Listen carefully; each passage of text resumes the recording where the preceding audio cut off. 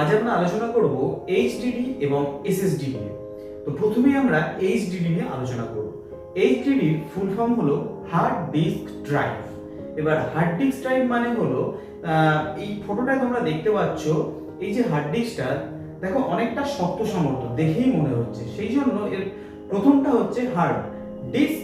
যদি আমরা হার্ড ডিস্কটা খুলে দিয়ে দেখি তাহলে দেখবো এখানে একটা ডিস্ক আছে, একটা ছোট ক্যাসেট টাইপের আছে। তো ওই জন্য ডিস্ক এবং ড্রাইভ মানে এখানে যে ফটোটা তোমরা দেখতে পাচ্ছ, এই যে একটা ঘোরানোর একটা ড্রাইভার আছে যেটা ড্রাইভ করার কাজ করে, ঘোরানোর কাজ করে, সেই জন্য এইটার পুরো নাম হচ্ছে হার্ড ডিস্ক ড্রাইভ। আমরা এটাকে শর্টে বলি এইচডিডি। এবার এইচডিডির কাজটা কি? এইচডিডি মূলত আমাদের কম্পিউটারের ডাটাকে স্টোর করে রাখতে সাহায্য করে। যেরকম তুমি ভিডিও হোক, কোনো সফটওয়্যার হোক, কোনো গান হোক, কিংবা আরো মিউজিক সব কিছু যাই বলো না কেন এই হার্ড ডিস্কের মধ্যেই স্টোর হয়ে থাকে। এরপরে এইচডিডির আমরা তিনটে বিষয় নিয়ে আলোচনা করব: স্পিড, সাইজ, আর তার সঙ্গে চলে আসছে ইলেকট্রিসিটি। স্পিড বলতে এই যে ডিস্কটা এটা ঘুরে একটা নির্দিষ্ট স্পিডে। তো আমরা যখন কোনো বড় ফাইল বা কোনো বড় সফটওয়্যার যখন ওপেন করতে যাব তখন দেখবে অনেকটা লোডিং নিয়ে নেয়। তো এটা চালু হতে একটু টাইম লাগে, কারণ ওর স্পিডটা হচ্ছে সেইভাবেই, ওটা কম স্পিডে ঘুরলে তাহলে তো বড় ফাইল ওপেন করতে একটু দেরি হবে। এছাড়াও আসছে সাইজ। সাইজটা ম্যাটার করে। সাইজটা এটা দেখবে তুলনামূলক সাইজটা অনেকটা বড় আর এটার ওয়েটটা অনেকটা বেশি হয়, যে কারণে আমরা যদি ল্যাপটপ বা কম্পিউটারে এই এইচডিডিটা ব্যবহার করি তাহলে দেখবে ল্যাপটপের ওয়েটটা অনেক বেড়ে গেছে, এছাড়া সাইজটাও বেড়ে গেছে। এরপর আসছে ইলেকট্রিসিটি।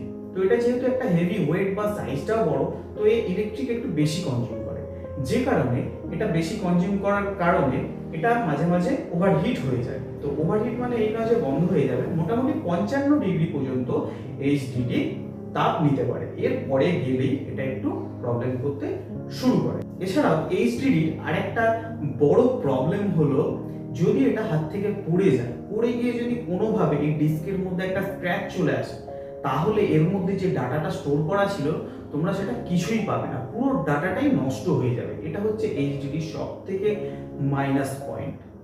তো এই হলো এইচডিডি নিয়ে কথা। এবার আসছি আমরা এসএসডি। এর ফুল ফর্ম হলো সলিড স্টেট ড্রাইভ। তো এটা তোমরা দেখতে পাচ্ছ, এটা খুবই একটা সিম্পল প্লাস্টিকের বক্সের মতো, খুবই পাতলা এবং খুবই ছোট।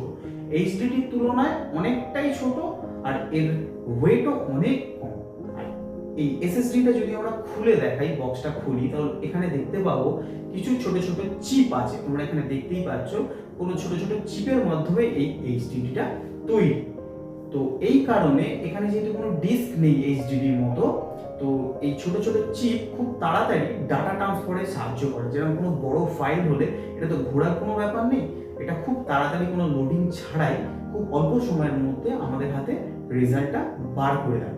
এছাড়াও এটা যেহেতু সাইজও অনেক ছোট এবং ওয়েট অনেক কম, সেই কারণে এখানে ব্যাটারি বা ইলেকট্রিসিটি কনজিউমও খুব কম হয়। আর এই সাইজ যেহেতু ছোট, যে কারণে আমাদের ল্যাপটপ বা কম্পিউটারে যদি এটা লাগাই তাহলে দেখবে ল্যাপটপের সাইজও অনেক পাতলা হয়ে গেছে আর কম্পিউটারের সাইজ অনেকটা ছোট হয়ে গেছে।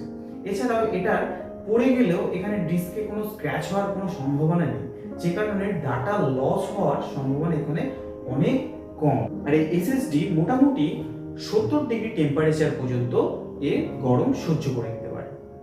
তো আমরা এইচডিডি থেকে এসএসডিটাই আমার মনে হয় আমাদের ইউজ করা অনেকটা সেফ এবং অনেকটা ভালো। দামটা একটু বেশি হতে পারে, কিন্তু এই এসএসডিটাই অনেকটা সেফ।